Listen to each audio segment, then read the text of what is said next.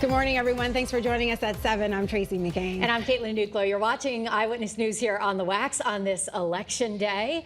Polls are now open, so let's get right to meteorologist Jill Gilardi for a look at your election day forecast. If folks are heading out in the next few minutes, what do they need to know? They don't need that heavy coat like they needed yesterday. You don't need an extra time to warm up your vehicle. You don't have to worry about frost. I mean, the list goes on and on, but all in a good direction. So look at this. It's beautiful to start off the day. This is the live view out of Torrington. So we have a few scattered clouds out there, maybe a little bit of patchy fog. Otherwise, it is so much warmer, some 20 to 25 degrees warmer than it was this time yesterday. So other than some lower 40s like Willimantic, pretty much everyone else enjoying 50s already to start off. We are at Windsor Locks. 56 is the normal high for this time of year, just to kind of give you a reference point. So a very mild election day, and temperatures are going to be feeling better and better as the day goes on. We're going to be warming into the 70s and upper 60s as we look town by town. Sharon getting up to about 70 degrees, Winstead 72, Suffield 75, Ellington 74. 70s likely even across the Quiet Corner. Down towards the shoreline now with that wind off the water, your temperature will be just a little bit lower, but everyone enjoying an above average election day. Tomorrow we have a first alert weather day. I'll explain why coming up in about 10 minutes. But now let's get an update on traffic with Caitlin. All right, thanks, Jill. Good morning, everyone. 7:02 just joining us here on the Wax. We do appreciate that. But if you're getting ready to head out the door, hit the road, head to the polls, heading to work, bringing the kids to school. Unfortunately, following this first alert for you here in Westport, 95 southbound between exits 18 and 17 with the left and center lanes they're blocked off. And you can see a live look at this crash site here.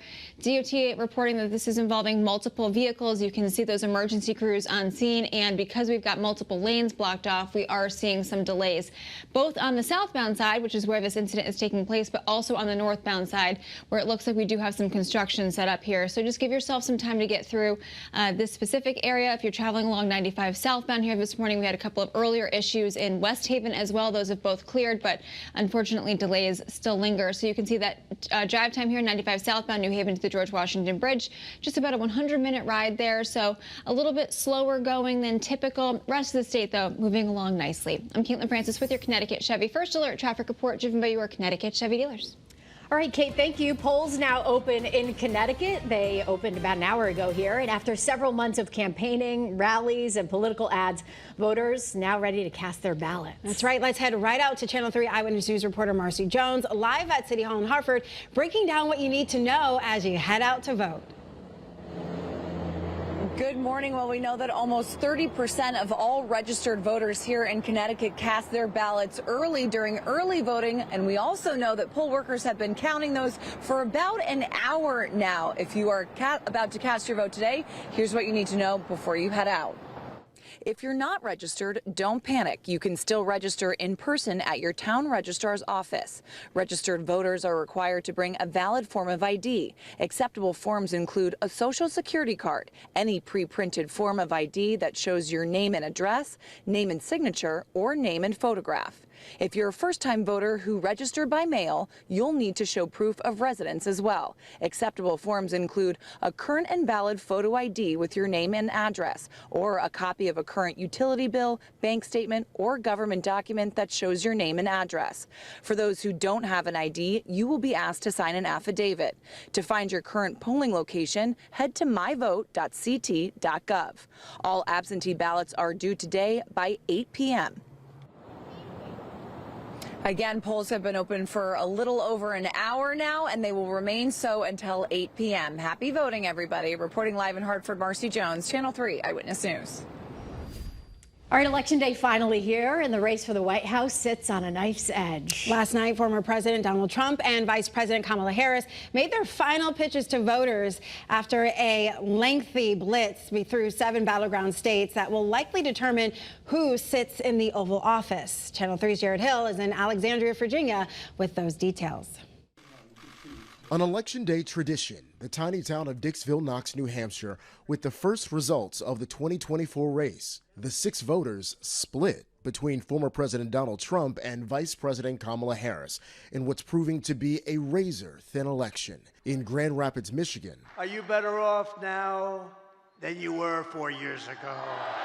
Trump, revisiting his final campaign stop from 2016 and 2020, had the last word with a late-night rally after stumping through North Carolina and Pennsylvania. As your president, I will fight for you every single day with every breath in my body.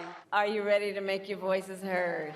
Harris went all in on Pennsylvania, closing out a multi-stop tour of the state with star-studded concert rallies in Pittsburgh, then from the base of the famous Rocky Steps at the Philadelphia Art Museum. I pledge to always put country above party and self, and to be a president for all Americans.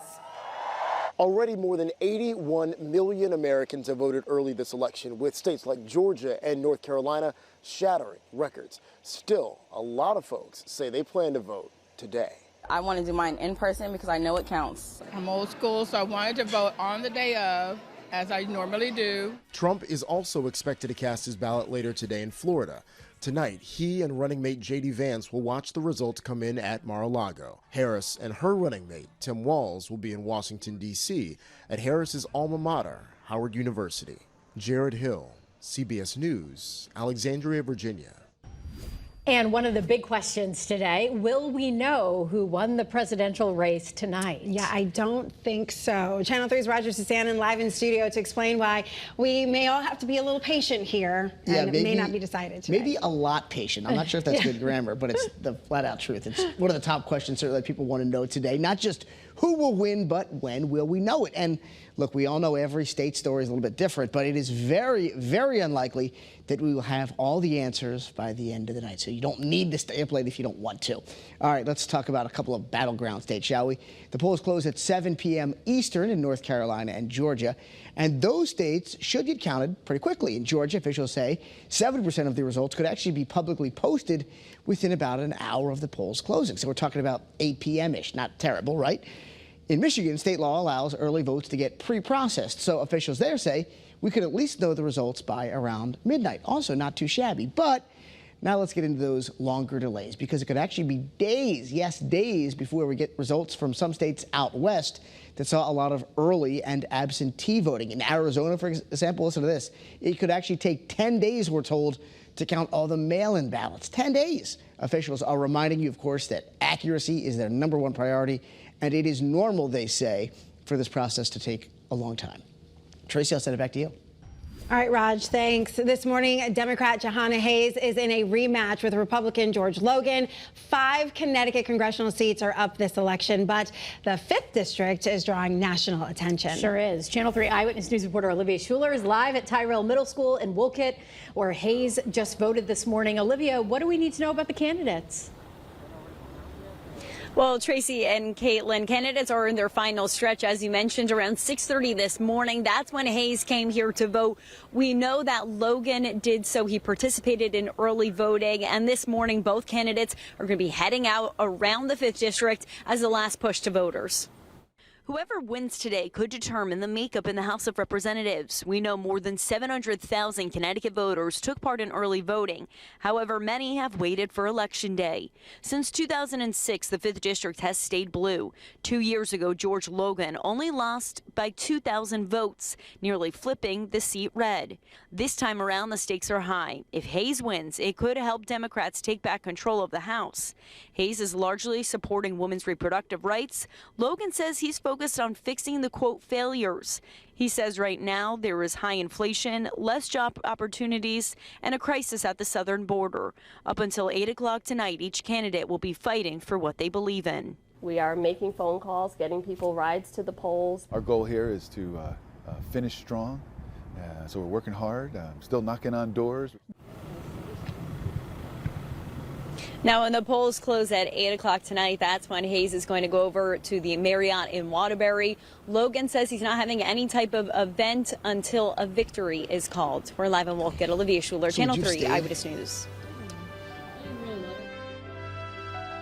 All right, Olivia, thank you. Looking ahead to our election coverage today after the polls close, CBS News will begin coverage of the presidential race tonight at 7, and our Aaron Connolly and Mark Zinni will keep you updated throughout the night. And join Kara Sunland and Stephanie Simoni on the Wax starting at 8. Then meet us over here on Channel 3 for Eyewitness News at 11. Also important here, if you experience any issues while you're voting, you can report them directly to us on the Channel 3 app. And you can open the app and just tap on the Problems at the Polls tab. That's how you report any issues. Let's get to our other developing news this morning. Hartford police investigating a deadly shooting after someone killed a young father in his car while his toddler was in the back seat. Police say it happened on Pleasant Street, right near Duncan Park. Investigators found the 22-year-old victim, Davon Camo, inside the vehicle. We're told his son was not hurt in the back, but was brought to the hospital to be checked out. Police haven't announced any arrests yet. Crews in Berlin continue to make headway battling the Hawthorne fire. It's now 50% contained, and crews will hopefully begin the monitoring phase next week. Officials monitoring 106 fires across the state right now. Our fire risk remains high, so use caution and remember the statewide burn ban is in effect. Special weather statement is out once again today. Will be out pretty much every day, and some days could even be upgraded to red flag warnings. But nonetheless, we're continuing not to do any burning outdoors, but enjoying the outdoors nonetheless any other way, because look at that beautiful sunrise view out of New London. It's 59 degrees there. Just beautiful conditions on this election day with just a few scattered clouds passing by. Temperatures super mild compared to yesterday. We do have a few 40s, otherwise 50s we are enjoying. But here's a look at your election day forecast. Heading out to vote a little later this morning, it's going to be in the upper 50s and low 60s this afternoon. Upper 60s, low 70s, and this evening, just before the polls close, falling down into the low 60s with a few passing clouds. So mild temperatures, good weather out there. We'll keep you updated. We have a tropical system to talk about. First alert weather day tomorrow. I'll be back soon with more on that. Tracy? All right, Jill, thanks. Honestly,